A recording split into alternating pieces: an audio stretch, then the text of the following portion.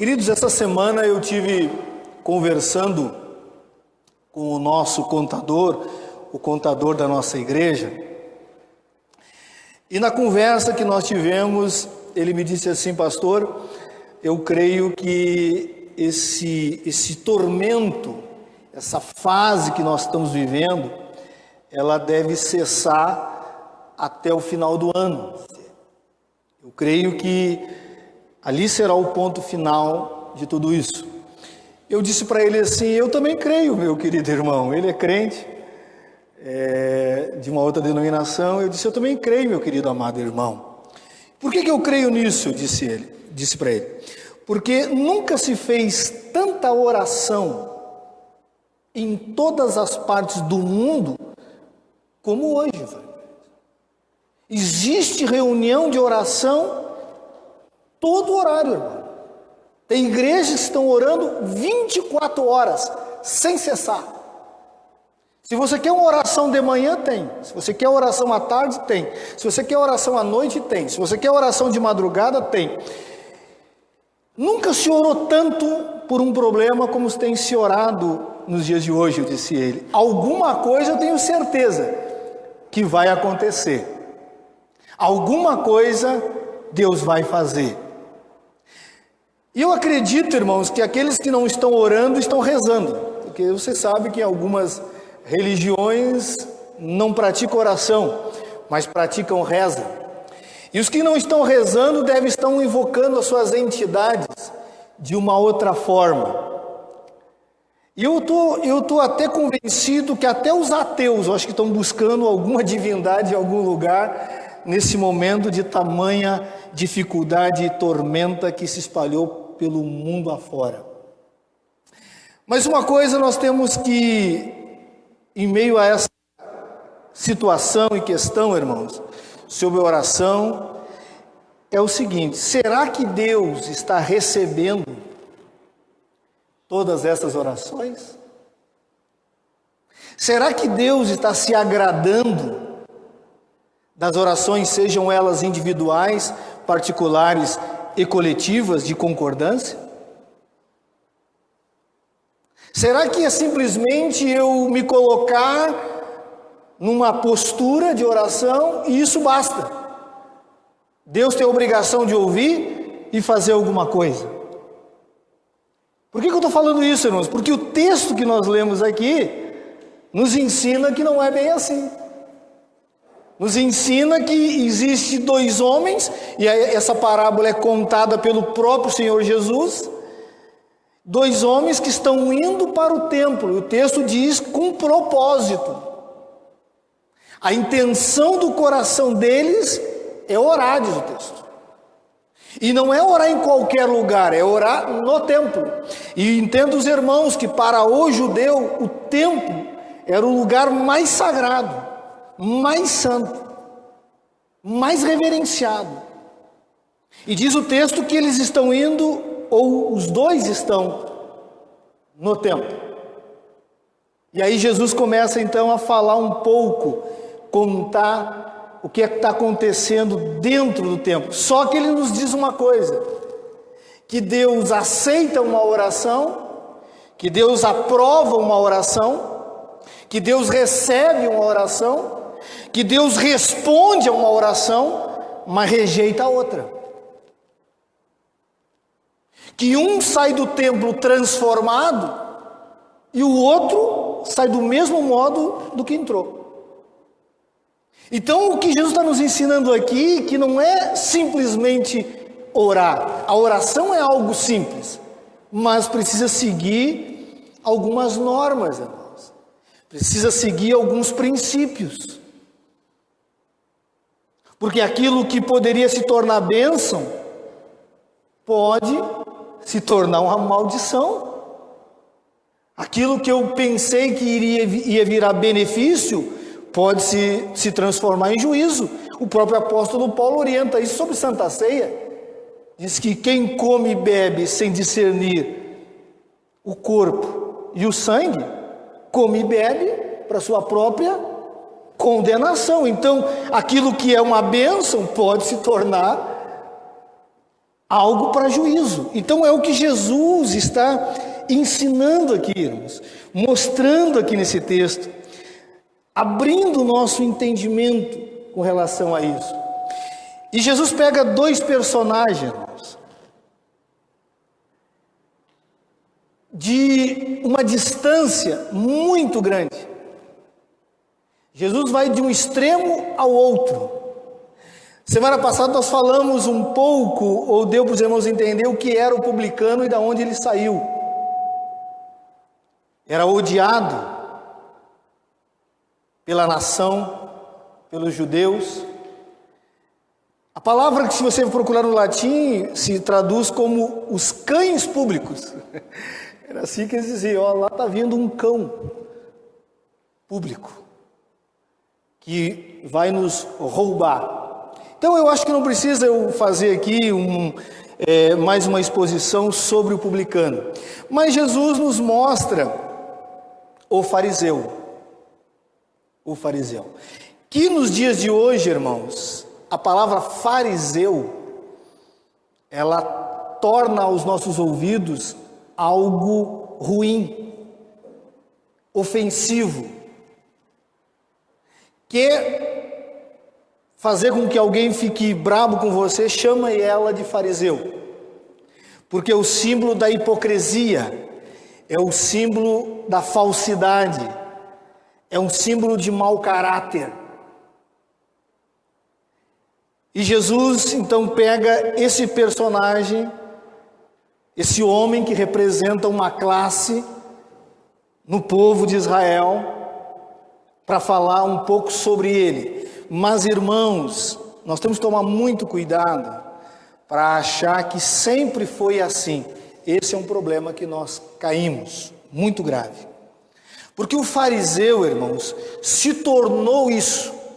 O fariseu não era isso. Se você for fazer um apanhado ou relatos históricos, o fariseu não é essa pessoa que aqui no tempo de Jesus, que nós olhamos a todo momento, eles estão sempre em combate direto, em oposição direta contra Cristo. Muito pelo contrário, eles eram bem vistos, eles eram amados pelo povo, eles eram pessoas que expressavam o exemplo de piedade, de santidade, de obediência a Deus. E eles não faziam parte da classe elite, eles faziam parte da classe simples, a classe dos trabalhadores. E tem muita informação, irmãos, eu vou falar só algumas coisas aqui, porque não é esse o meu objetivo, isso não é uma escola dominical para a gente tratar só sobre um personagem, várias coisas, ou várias partes da história. Eu só vou dizer para os irmãos algumas coisas que eu acho de extrema importância para nós não criarmos uma ideia que o fariseu sempre foi assim. Tanto que a palavra fariseu, no hebraico, não no grego, mas no hebraico, significa separado, afastado. E por que surgiu isso, irmãos? Porque quando o povo de Israel foi aprisionado e cativo para escravo na Babilônia e nos outros cativeiros, diz que o templo foi destruído. Os irmãos sabem disso, é bíblico, é só procurar e vai saber que o templo foi destruído. E tudo acontecia no templo, irmãos. Tudo acontecia no templo. Era no templo que se fazia oração. Era no templo que se consultava a vontade de Deus. Era no templo que fazia o sacrifício. O templo não existia mais e o povo foi espalhado. Diz que os fariseus então começaram a organizar sinagogas no meio do cativeiro. Para quê? Para que o povo pudesse se reunir, para que o povo pudesse preservar a sua cultura, os seus costumes e um lugar de aprendizado e ensinamento da palavra de Deus. Foi os fariseus que alfabetizaram o povo. Porque até então ninguém se interessava em ler Bíblia. ou as Escrituras, porque se fazia isso no templo. Mas como não existia mais templo, então precisava que o povo soubesse e aprendesse a ler. E foi eles que ensinaram. Foi os fariseus que ensinaram, irmãos, que como não existia templo, mas eles conheciam as Escrituras, eles poderiam consultar a Bíblia. E a Bíblia, sendo inspirada por Deus, daria ou teria respostas que eles buscavam. Foi os fariseus que ensinaram o povo a oração. Porque isso tudo acontecia no templo, mas não existia templo. Então precisava-se criar um sistema sem templo para que se preservasse a vida com Deus. E foram eles que ensinaram isso. É eles que tinham uma vida de busca constante com o Senhor. Eram aplicadíssimos na leitura, na interpretação, na compreensão das Escrituras. Então, meus irmãos, quando nós olhamos assim para a história dos fariseus, nós vamos perceber que eles não são tão ruins assim como nós olhamos no texto. Só que, aqui que vem o problema. Quando os fariseus começaram a se organizar como um partido político,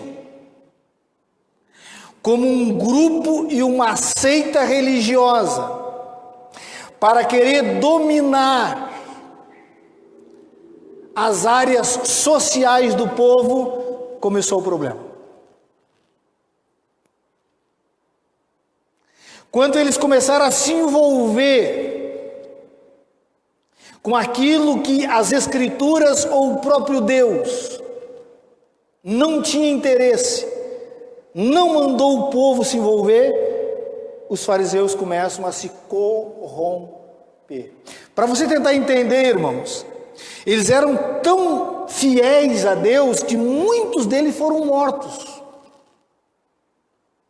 Quando os gregos dominaram a Palestina, diz que os helenistas queriam doutrinar todos os povos e todos os judeus com as suas doutrinas pagãs, idólatras, e eles se levantaram dizendo: não, nós servimos a um Deus, nós temos uma palavra que obedecemos, e por causa disso, diz que houve uma mortandade terrível, e eles permaneceram fiéis. Aí nós vamos encontrar em alguns textos apócrifos a guerra dos Macabeus, né?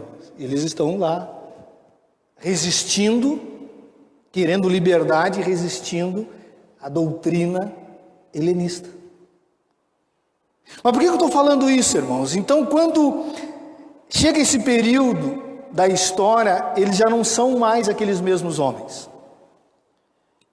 Flávio Josefo diz que em Jerusalém, nesse período de Jesus, tinha 6.000 fariseus. O que é isso? 6.000 homens que se apegaram, se habitolaram, se esqueceram de muitos princípios e começaram a criar um rigor sobre a lei que ficou insuportável para o povo. Que eles mudaram a filosofia de vida. Não era mais as pessoas simples, mas eles queriam estar com as elites.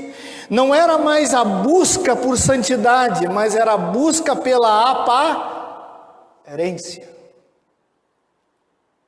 Então, nesse período da história, nesse momento, aquilo que era bom ficou ruim, irmão. Aquilo que estava dando certo começou a dar problema. Porque eles acreditavam nos mesmos princípios que nós acreditamos. Eles acreditavam em ressurreição, em juízo, anjos, segunda vinda do Messias, primeira vinda do Messias e segunda vinda do Messias. Tudo que nós acreditamos eles acreditavam. Só que, quando chega a pessoa de Jesus, nós percebemos que há um confronto ferrenho, irmãos. Ferrenho. E Jesus, em vários momentos, começa a repreender esses homens. Homens importantes eram fariseus. Os irmãos sabem que o apóstolo Paulo era fariseu.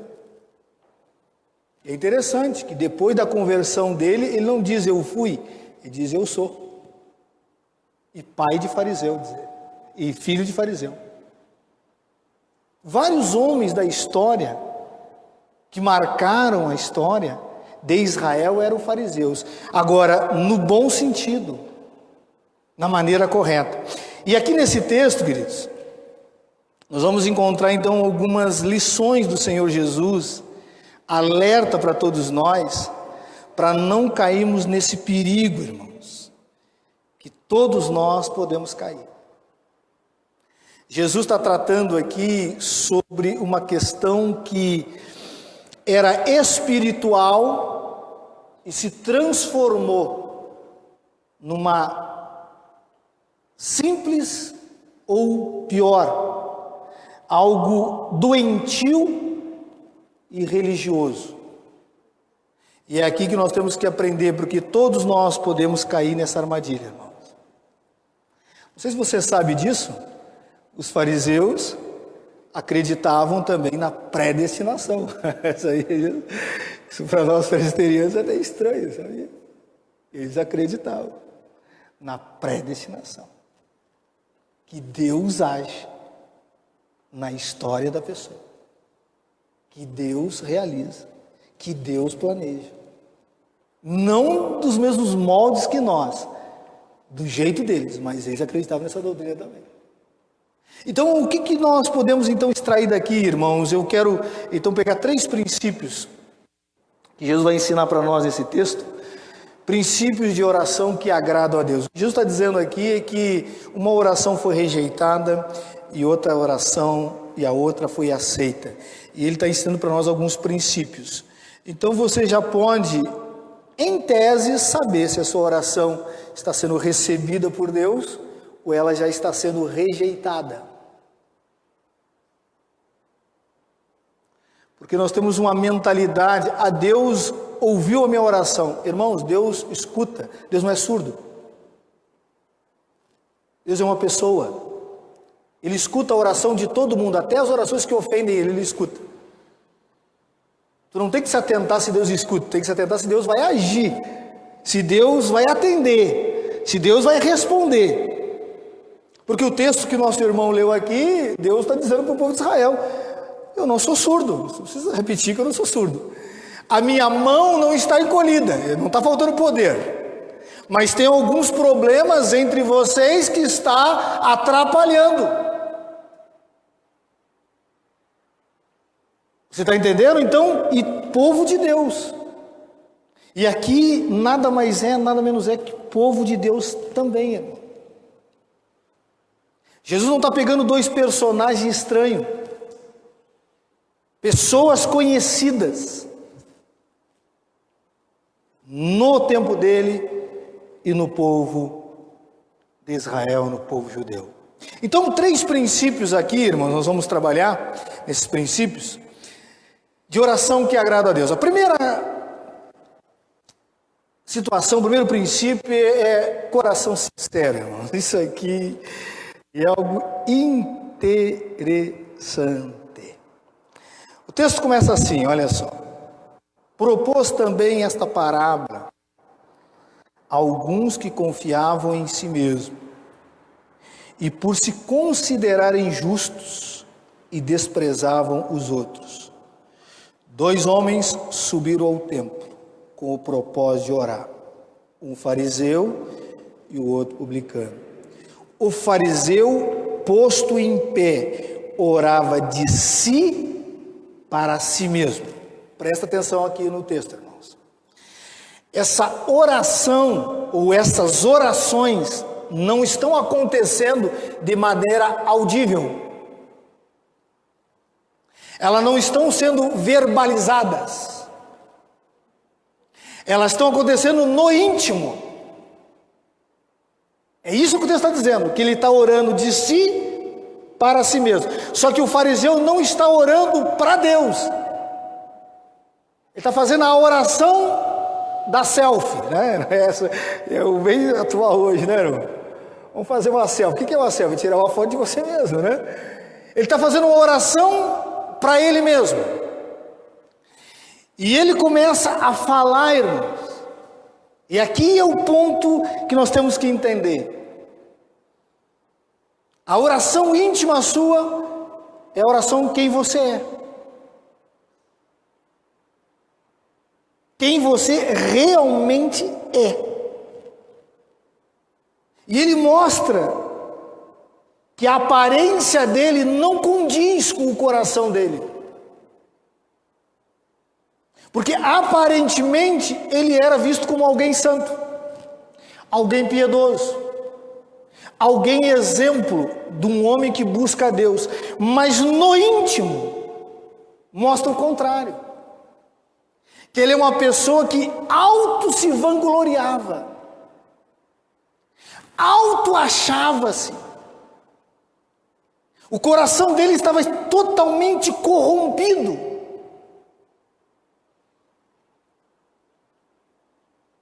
Meu amado irmão, minha amada irmã,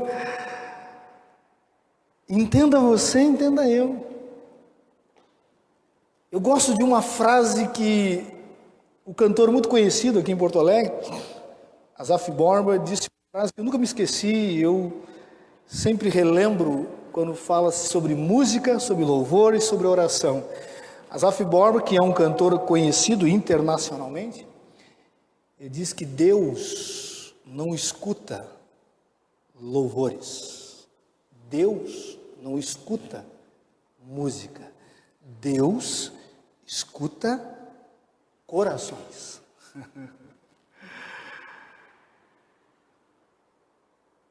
Corações. Se nós, irmãos, não partimos das nossas orações com um coração sincero, nós já podemos ter plena certeza que Deus não se agrada. Se nós começamos a orar, mas a olhar para o outro, que esse é o espírito dele. A oração dele não está focando Deus. A oração dele está focando a si mesmo e a o outro. E irmãos, a Bíblia está repleta de texto para nos ensinar sobre isso. Se a oração nossa não sai de um coração quebrantado e buscando a misericórdia, o amor de Deus,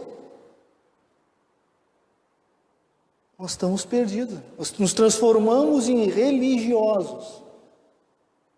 As palavras são bonitas. As palavras são polidas. Só que só falta Deus na história. E tem alguns textos que vai nos chamar a atenção sobre isso, irmãos. Abra sua Bíblia lá em Jeremias, o capítulo 29. Jeremias, profeta Jeremias, capítulo 29. Capítulo 29 e o versículo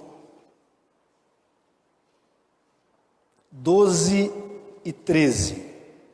Deus falando para o povo e falando sobre oração.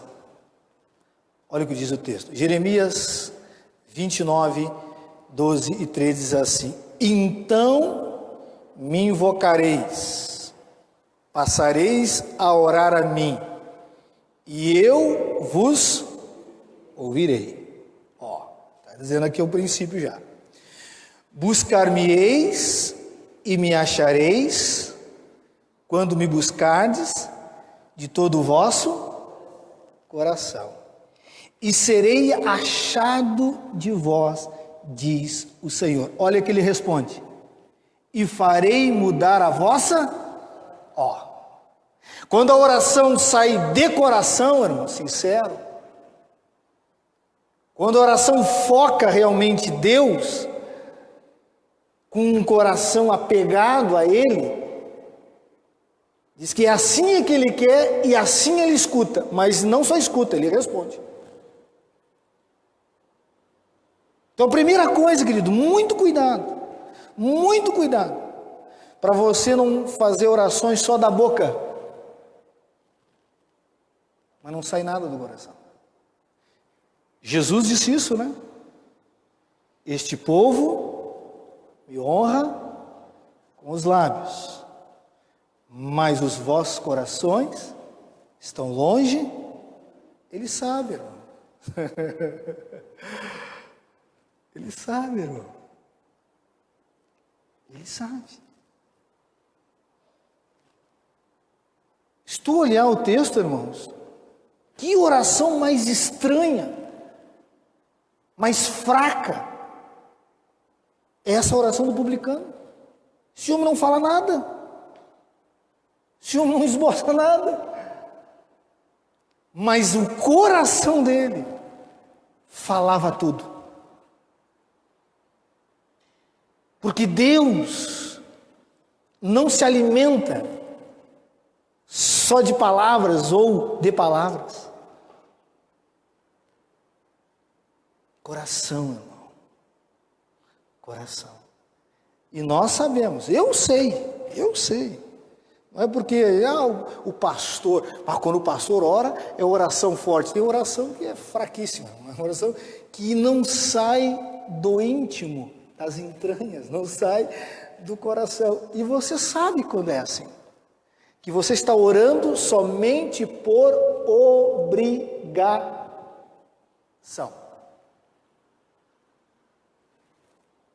Não sei se vocês sabem, o templo tinha 3 momentos de oração: às 9, meio-dia e às 3. A maioria dos fariseus ia em todas. Em todas. E assim diz o texto para nós, queridos. Então, primeira coisa, coração sincero, irmãos. Coração sincero.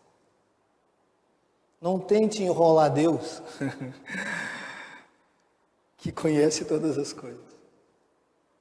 Não tente esconder de Deus aquilo que você sabe que é importantíssimo que você fale e diga para Ele. Então, primeira coisa, coração sincero, foque a Deus, não foque o outro do lado. Diz um ditado que quem está bem resolvido com a vida não tem tempo para ficar preocupado com a vida dos outros. Tem muita gente orando, mas é muito preocupado com a vida dos outros, entendeu? O que o outro tem e eu não tenho? Coração sincero. Segunda coisa, queridos, dependência total. Porque Lucas registra a oração. Presta atenção aqui, irmãos, o que acontece nesse texto aqui. Jesus está contando a parábola. Primeira vez que Jesus assume um personagem de maneira irônica no texto. Se você não percebeu, Jesus está dizendo a maneira, ele está dizendo para o público como um fariseu está orando, como ele ora. O texto diz assim, olha só. Nós paramos no 11, né? O fariseu publicano. O fariseu posto em pé, orava de si para si mesmo. Jesus disse assim, olha, e é desta forma que ele orava. Olha só. Ele está dizendo assim, ó, escute agora o que eu vou falar, como é que eles oram. É óbvio que ele está usando aqui de ironia, né, irmão? Ele vai dizer, olhem todos para mim agora que eu vou mostrar como é que um fariseu ora. É isso que ele está dizendo. É dessa forma que ele ora. Ele ora assim, ó. Ó Pai, graças te dou, porque não sou como os demais homens, roubadores, injustos e adúlteros, nem ainda como este publicano. Jejuo 2 vezes por semana, dou o dízimo de tudo quanto ganho. Irmãos, essa oração desse fariseu diz o seguinte: Deus só existe para ele de maneira figurativa, porque ele não está pedindo nada para Deus, ele só está dizendo para Deus o que ele faz, só isso, o que ele é, o que ele pode. Irmãos, se uma pessoa não é semelhante aos homens, ele é semelhante ao quê, me diz? Ao macaco? A um ET?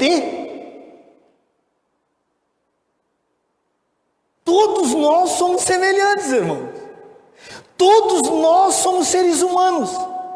Se eu não sou semelhante a um homem, então eu sou semelhante a quem? A Deus, então. Eu sou igual, e isso é bíblico até, na verdade. Só que ele não está dizendo semelhança com relação a ter as características de Deus, é ser como Deus. Porque ele diz o que ele é e o que ele faz. Eu não sou ladrão. Eu não sou adúltero. Meu amado irmão, ele está dizendo o seguinte: eu não sou um pecador. É isso que ele está dizendo. Eu cometo pecado. Queridos, e quem não comete pecado? Quem não dá os seus tropeços? Quem não, nunca, como disse o Senhor Jesus, se você olhar de maneira impura por uma mulher, ou uma mulher por um homem, você já adulterou. E meu irmão e minha irmã, você dizer para mim que você nunca olhou para uma mulher e para um homem com pensamento impuro, você está ficando louco. Está ficando louca. Como disse um certo pastor, aos 16 anos, isso me deixava enlouquecido. Agora estou com 30, estou com 52, ainda luto até hoje contra isso. Que todos nós, irmãos, somos inclinados para o mal, para o pecado, para as mazelas.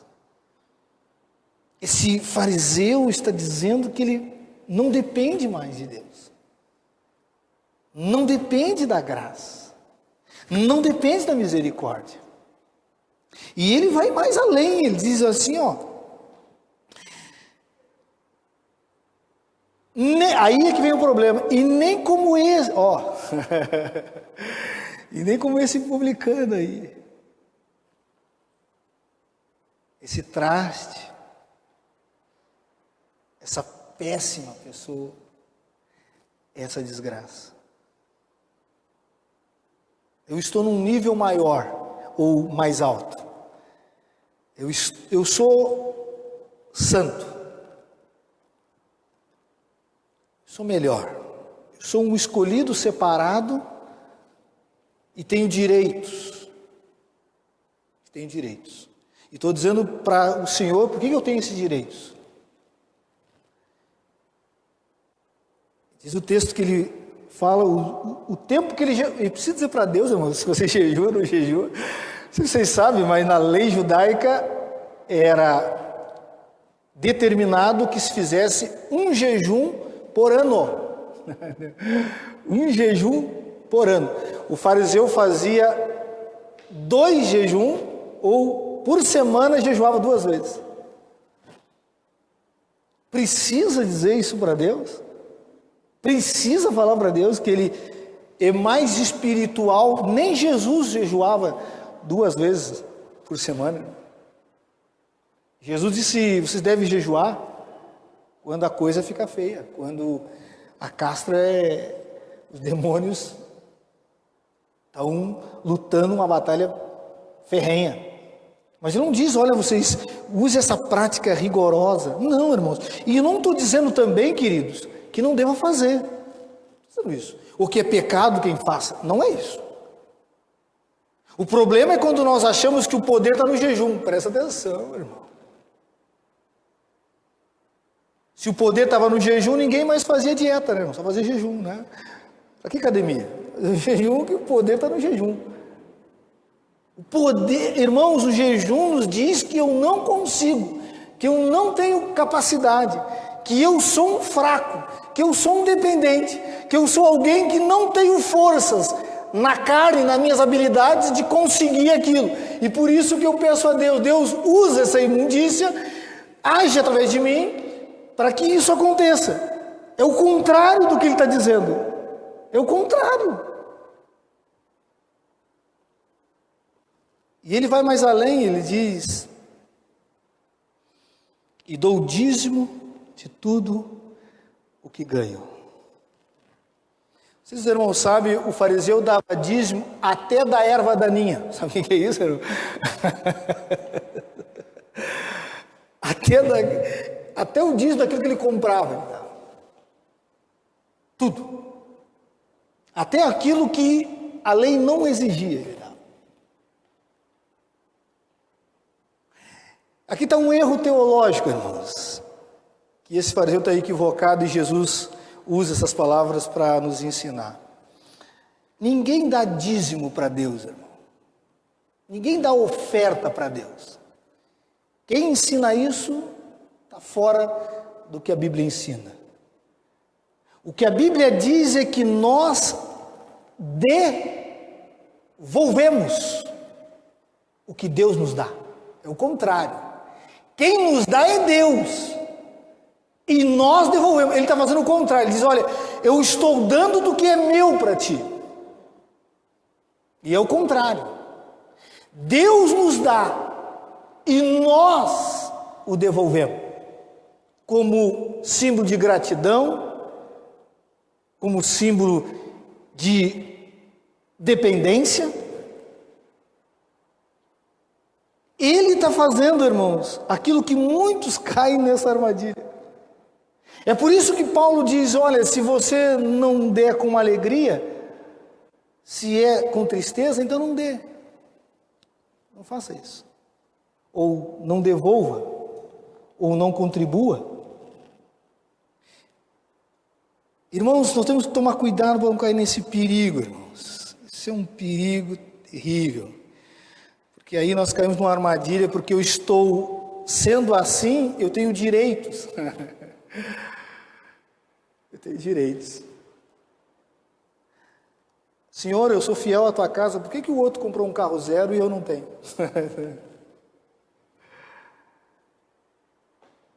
É tão verdade, irmãos, que nada é nosso. Quando você morre, o que você leva contigo? Se é teu, leve junto. Se é teu, reine com isso. Nada. Nu viemos e nu retornaremos. Então ninguém perde nada. Ah, eu perdi. Não, queridos. Ah, vai me faltar se eu der, mas você não está dando, você está devolvendo. Tudo é graça, irmãos. É dependência total. É aquilo que Tiago vai dizer na sua carta. Tiago vai dizer isso. Muito cuidado para dizer que viajaremos, iremos para tal lugar e ganharemos dinheiro, faremos isso e aquilo. Não é assim que se diz Tiago. Se Deus quiser. Olha o que ele vai dizer, viveremos. Se não, nem viver, viremos. conquistaremos, chegaremos lá, se Deus quiser. Irmão, a Bíblia diz que, olha o que diz a Bíblia diz que Deus não é servido por mãos humanas. Até o servir a Deus, se Ele não nos der da sua graça, derramar o seu Espírito,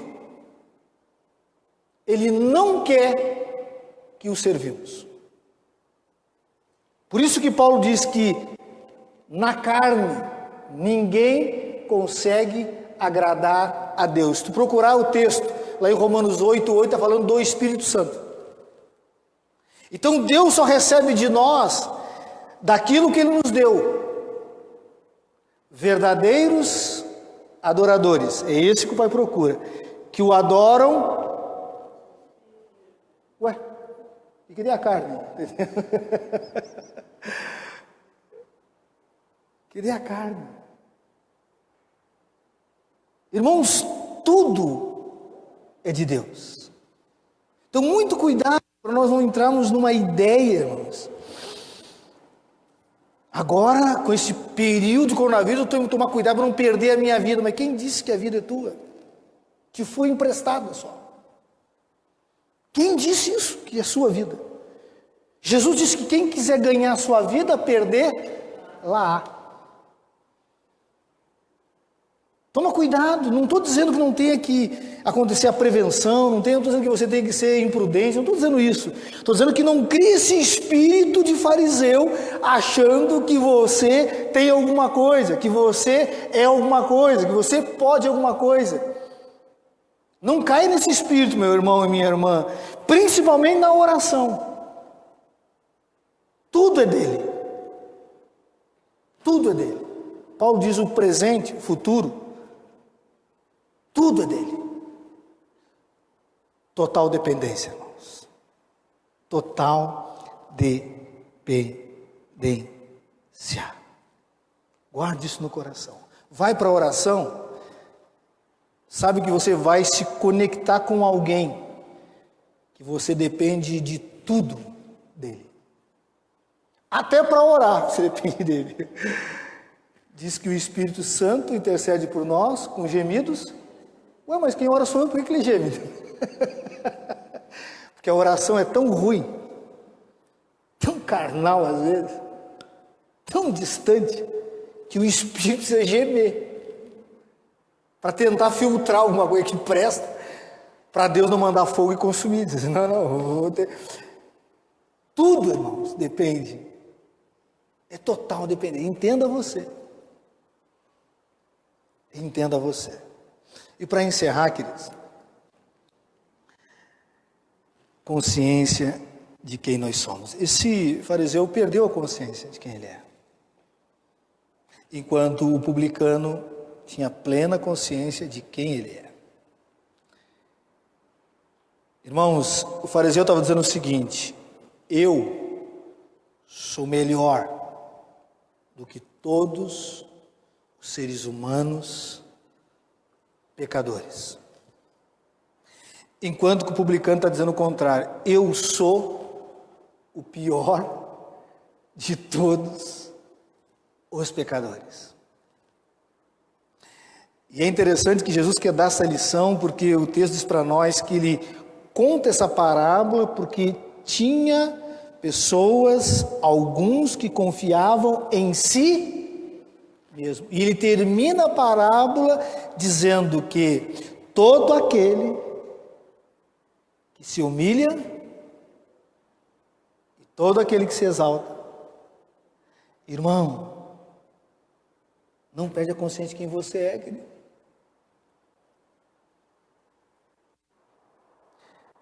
Queridos, nós somos pecadores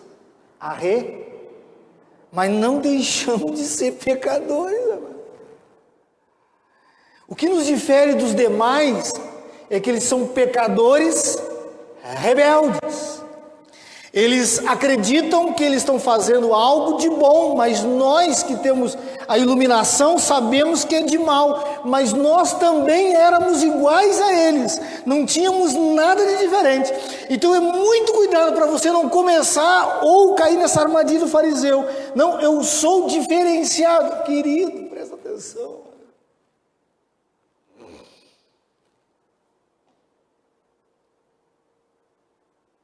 Nós olhamos para uma pessoa fazendo umas coisas erradas, irmãos, e dizemos que vergonha porque talvez você não tenha oportunidade, porque defender você faria também.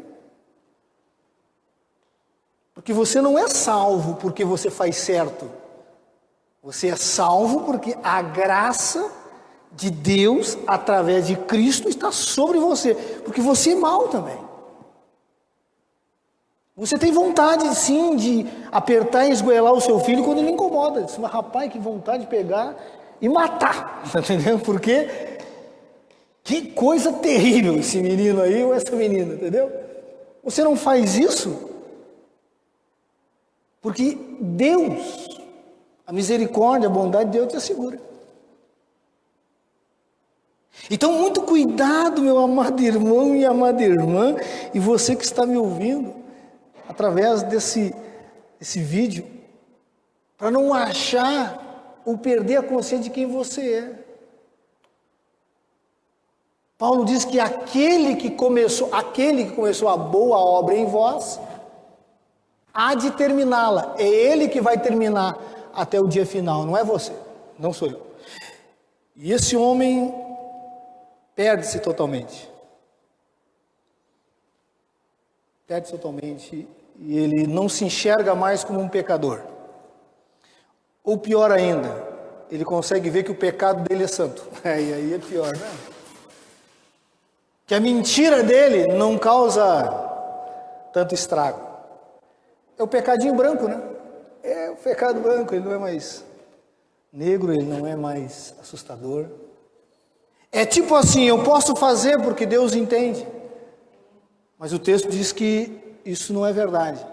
Diz que aquele publicano, carregado de pecado, carregado de problemas, carregado e consciente de quem ele era, diz que ele não tinha coragem nem de levantar a cabeça e ficou lá no fundo.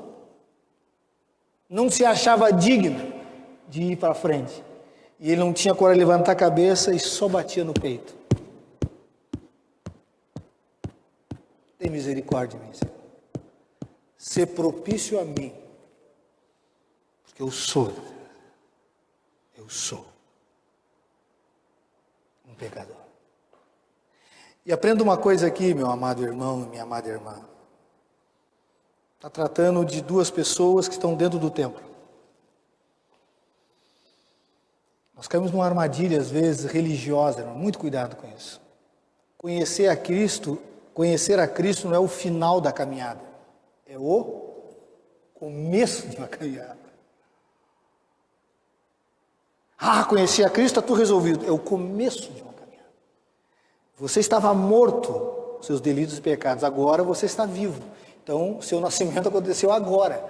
Então, a partir desse momento, você começa a enxergar em você a imundícia que você é. Não é no outro. Não é olhar para o publicano, não é olhar para o vizinho, não é olhar para o fulano, é olhar em você. Isso era que João Calvino ensinava, né? Conhecer a Deus é algo que se conhece. Quanto mais eu me aproximo dele, mais ele mostra o quanto eu estava distante, perdido e miserável. E é essa a nossa ótica, irmãos. Esse é o princípio que temos que ter com relação à oração. Então, não caia nessa armadilha religiosa, irmão. Tem muitas pessoas dentro da igreja completamente doentes, completamente frustradas, e o que mais fazem é orar, porque se perderam.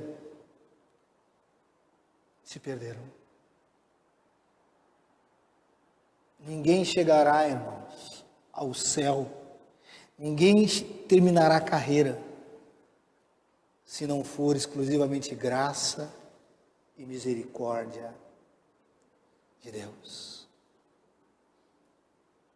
Você só se torna melhor a cada dia quando você reconhece a cada dia a imundície que você era, que você ainda é e que Deus pode transformar e melhorar e aperfeiçoar na pessoa de Jesus até o último dia, sabendo que ninguém, nem o ser humano, conseguirá chegar a uma perfeição aqui na terra nessa caminhada.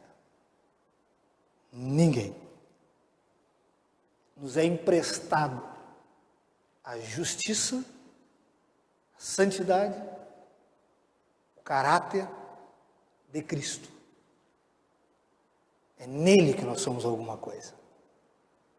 Muito cuidado para você não se tornar um simples ou uma mulher simplesmente religiosa. Faz muito mais por tradição do que coração. Muito mais achando que é. O espírito de arrogância e de soberba dominou o coração dos fariseus. Aquilo que era bom se perdeu. E Jesus disse que isso pode acontecer com a igreja também. Leia Apocalipse, a igreja de Éfeso, o que ele vai dizer. Vocês são muito ajeitadinhos, conhecem doutrina melhor que todos, identificam o falso profeta a 2 quilômetros, só que nada disso tem valor algum se vocês não se arrependerem e retornarem ao primeiro amor. Coração.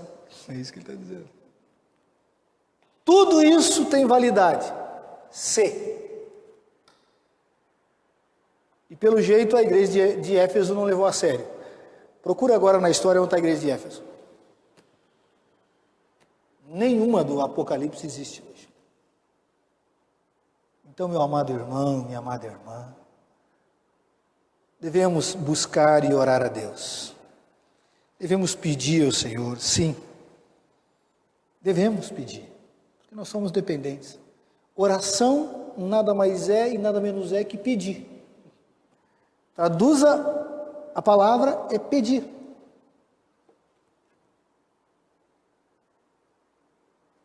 Mas completamente quebrantado, completamente entregue, completamente dependente, completamente consciente.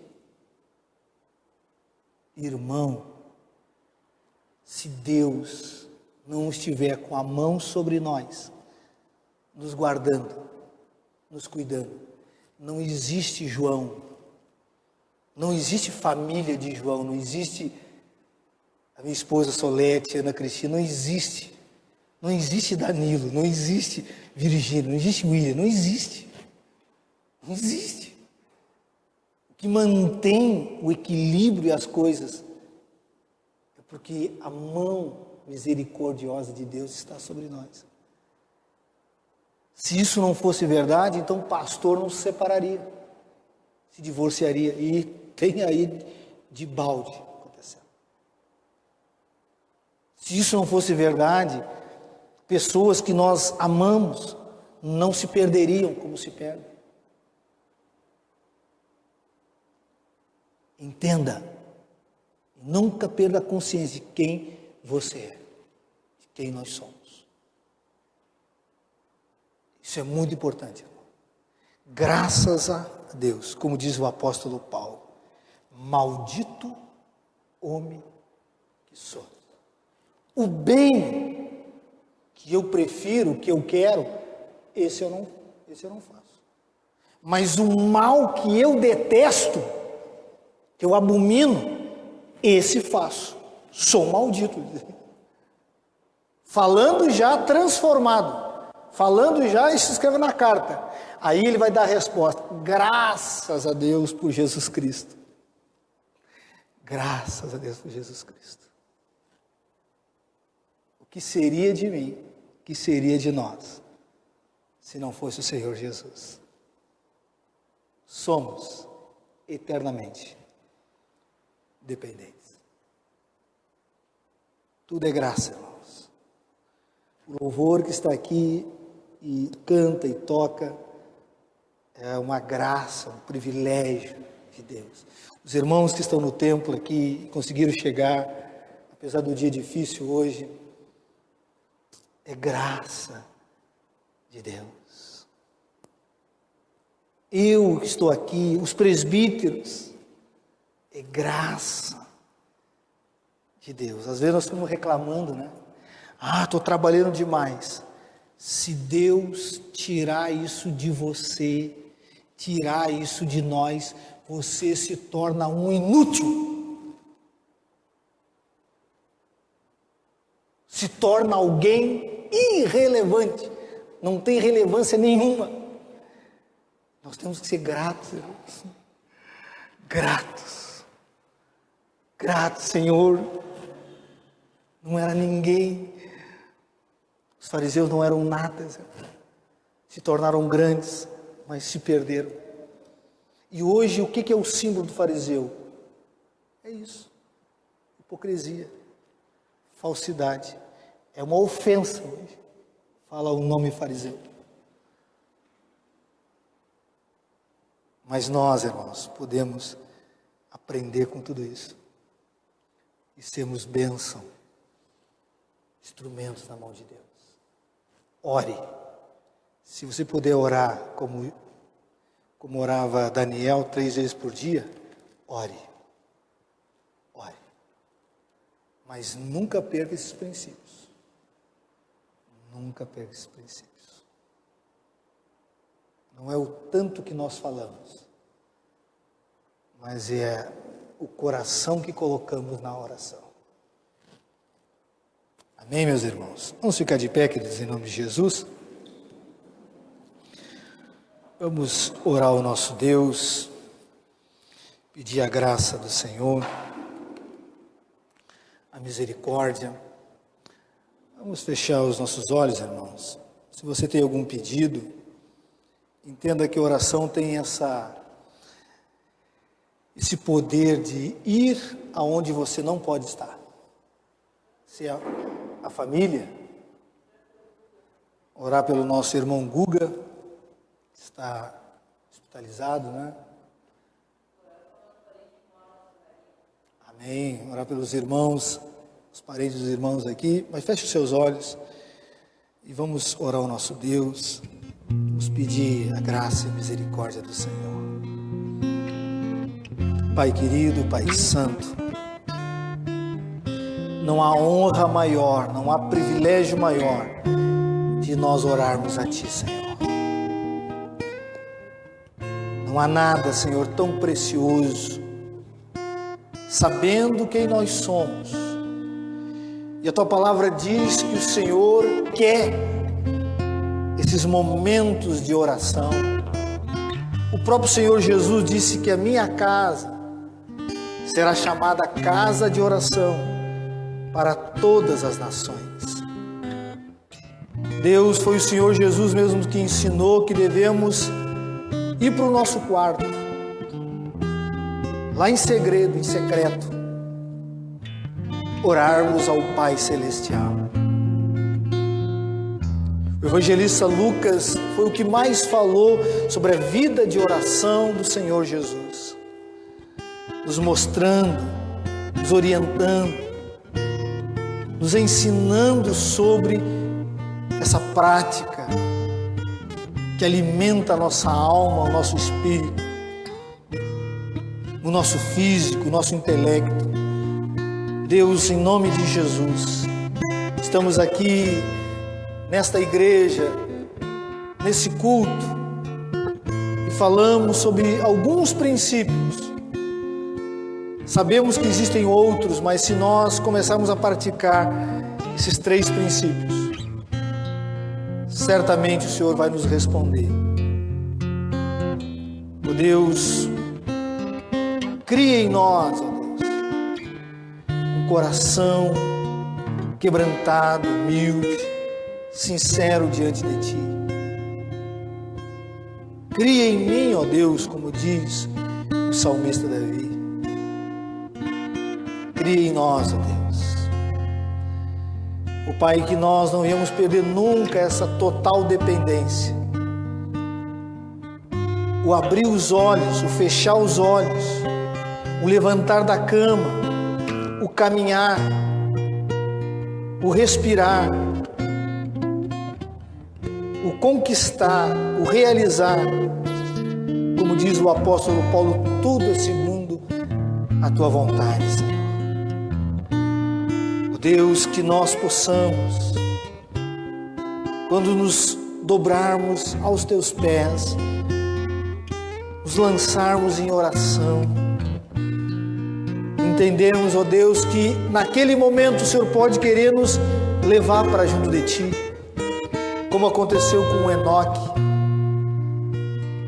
Ó Deus, em nome de Jesus, em tudo dependemos de Ti, Senhor. Meu Deus, tira de nós o espírito de altivez e soberba, Senhor, de acharmos que somos melhores do que os outros, de acharmos, ó Deus, que tudo já está resolvido, nos esquecermos que o Senhor nos tirou lá do buraco, da escuridão, de uma solidão interna. Deus, não permita que a nossa igreja se torne uma igreja religiosa somente, agarrada em tradições humanas. Ó Deus, em nome de Jesus, está aqui o exemplo claro que aquilo que era bom pode se perder no meio do caminho e se tornar abominável, não só aos Teus olhos, mas para todos.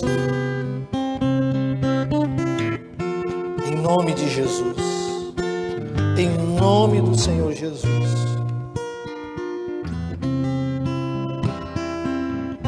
Que o amor do nosso maravilhoso Pai, graça manifestada no Filho, e o poder e as consolações do Espírito Santo estejam sobre nós, irmãos, hoje e sempre. Amém.